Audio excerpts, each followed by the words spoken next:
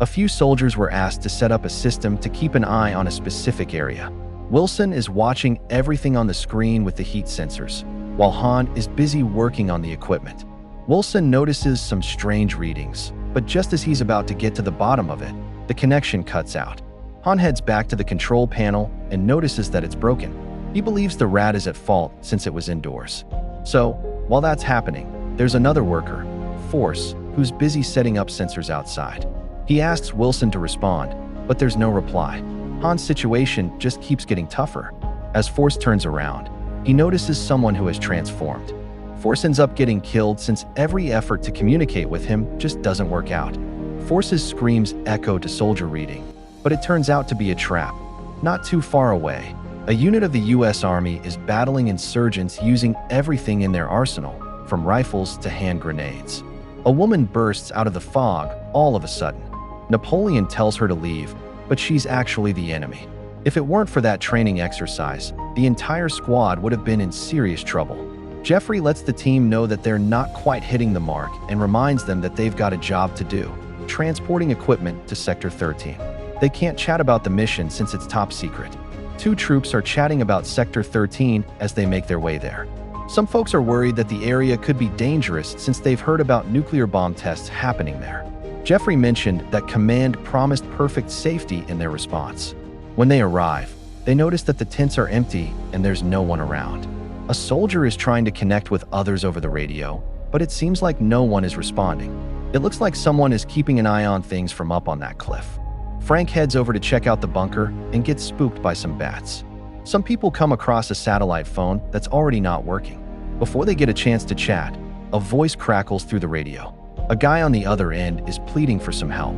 He mentions that he's up there, and someone at the top is flashing a mirror. Jeffrey is eager to lend a hand, but Napoleon insists they need to wait for orders before taking any action. Jeffrey decides to punish Napoleon by having him stand close to the toilet since he's the one in charge. Amber sweetly asks Jeffrey if she can stay at camp. She's sitting there, tuning into the radio, and then she hears someone say, "Hello." The team kicks off their climb pretty quickly after that.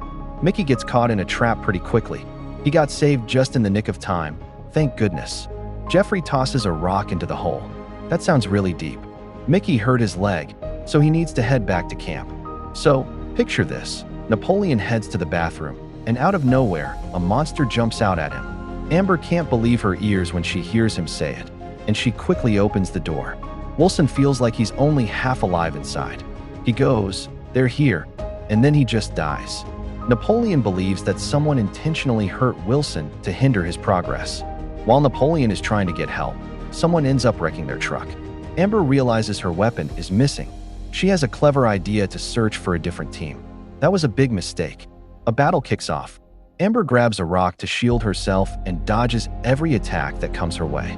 Mickey hears the noise and takes action against the monster, which turns out to be a good thing. The creature leaps into the pit, trying to escape its fate. A chunk of the cliff crumbles away, and Mickey gets dragged in.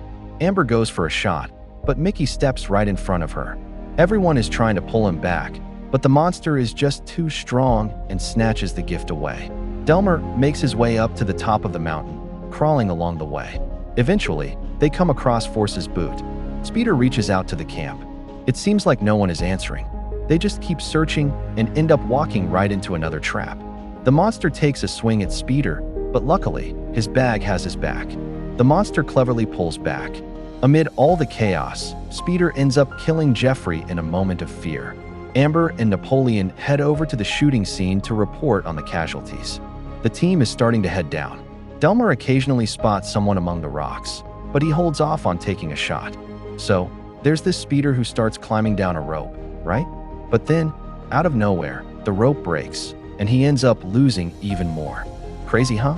Crank points the finger at Napoleon, but Delmer notices that the rope is cut. Hey, it looks like there are some ropes missing in the sacks nearby. They really need to try something different, but it feels like every path just leads to a dead end. But they end up finding a guy who's half alive. He mentions that mutated individuals live in the caves beneath the mountains due to some experimentation. They take out all the men and take the women for various reasons.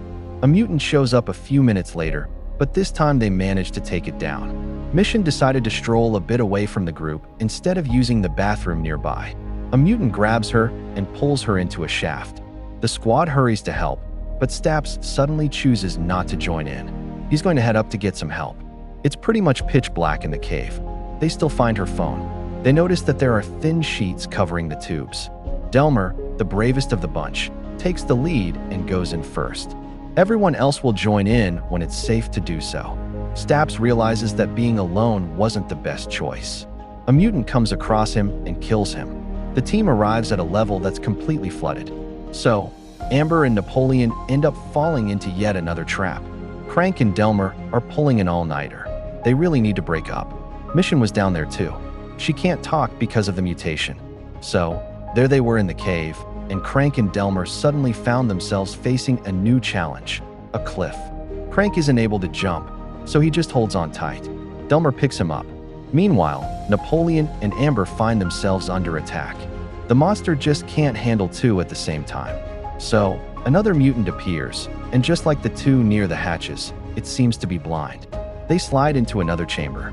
A friendly mutant reassures them not to be scared. Comer and Crank head into a tunnel. The blind mutant hears them and takes a shot, but he ends up hitting Delmer.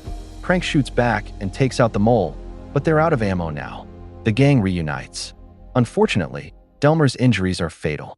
The mutant points out a door that just won't budge for the three of them. Crank believes Amber has already bailed on the mission, but she's actually not ready to go just yet. Crank discovers some dynamite, which is a pretty cool way to make an entrance. Amber starts searching for her friend, and Napoleon quickly follows her.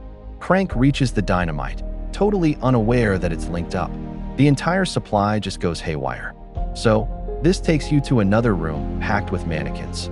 There's a mutant lurking in their midst. Looks like another fight is about to kick off. They both win. They discover the main mutant and their goal at the end of the cave. Amber switches on the mission's phone, and that grabs the creature's attention. They release the girl when he wasn't around. But the monster is back before you know it. He just tosses them around like they don't even matter.